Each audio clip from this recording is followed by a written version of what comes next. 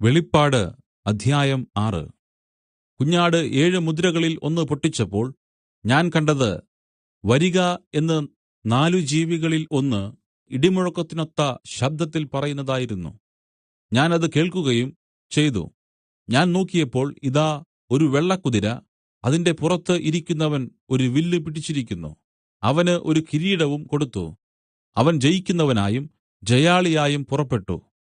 അവൻ 2 മുദ്ര പൊട്ടിച്ചപ്പോൾ, വരിക എന്ന് 2 ജീവി പറയുന്നത് ഞാൻ കേട്ട്. അപ്പോൾ തീപോലെ ചുവപ്പു നിറമുള്ള മറ്റൊരു കുതിര പുറപ്പെട്ടു. അതിന്റെ പുറത്ത് ഇരിക്കുന്നവന് മനുഷ്യർ അന്യോന്യം കൊല്ലുവാൻ തക്കവണ്ണം ഭൂമിയിൽ നിന്ന് സമാധാനം എടുത്തുകളയേണ്ടതിന് അധികാരം കൊടുത്തു. ഒരു വലിയ വാളും അവന് കൊടുത്തു. അവൻ 3 മുദ്ര പൊട്ടിച്ചപ്പോൾ, വരിക എന്ന് 3 ജീവി പറയുന്നത് ഞാൻ കേട്ട്. അപ്പോൾ ഞാൻ ഒരു കറുത്ത കുതിരയെ കണ്ട്. അതിന്റെ പുറത്തിരിക്കുന്നവൻ ഒരു ത്രാസ് കയ്യിൽ പിടിച്ചിരിക്കുന്നു. ഒരു ദിവസക്കൂലിയായ ഒരു പണത്തിന് ഒരിടങ്ങഴി ഗോതമ്പ്, ഒരു ദിവസക്കൂലിയായ ഒരു പണത്തിന് 3 ഇടങ്ങഴി യവം. എന്നാൽ എണ്ണയ്ക്കും വീഞ്ഞിനും കേടുവരുത്തരുത് എന്ന് 4 ജീവികളുടെയും ഇടയിൽ നിന്നും ഒരു ശബ്ദവും ഞാൻ കേട്ട്. അവൻ 4 മുദ്ര പൊട്ടിച്ചപ്പോൾ, വരിക എന്ന് 4 ജീവി പറയുന്ന ശബ്ദം ഞാൻ കേട്ട്. അപ്പോൾ ഞാൻ ചാരനിറമുള്ള ഒരു കുതിരയെ കണ്ട്.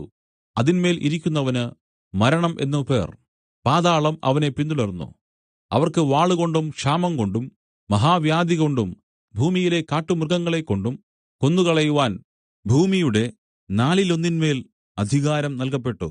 അവൻ 5 മുദ്ര പൊട്ടിച്ചപ്പോൾ, ദൈവവചനം നിമിത്തവും തങ്ങൾ ഉറപ്പോടെ കാത്തുംകൊണ്ട സാക്ഷ്യം നിമിത്തവും കൊല്ലപ്പെട്ടവരുടെ ആത്മാക്കളെ ഞാൻ യാഗപീഠത്തിന്റെ കീഴിൽ കണ്ട്. വിശുദ്ധനും സത്യവാനുമായ കർത്താവേ, ഭൂമിയിൽ ജീവിക്കുന്നവരോട് ന്യായവിധിയും ഞങ്ങളുടെ രക്തത്തിനുള്ള പ്രതികാരവും നീ എത്രത്തോളം നടത്താതെയിരിക്കും എന്ന് അവർ ഉറക്കെ നിലവിളിച്ചു. അപ്പോൾ അവരിൽ ഓരോരുത്തർക്കും വെള്ളയങ്കി നൽകപ്പെട്ടു.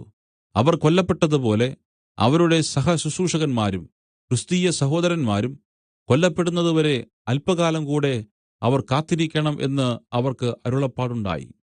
അവൻ 6 മുദ്ര പൊട്ടിച്ചപ്പോൾ ഞാൻ നോക്കുകയിൽ ഒരു വലിയ ഭൂമികുലുക്കം ഉണ്ടായി.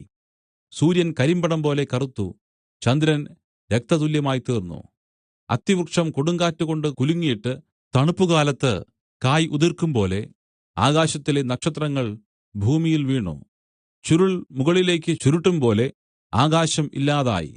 എല്ലാ മലയും ദ്വീപും സ്വസ്ഥാനത്തുനിന്ന് നീങ്ങിപ്പോയി.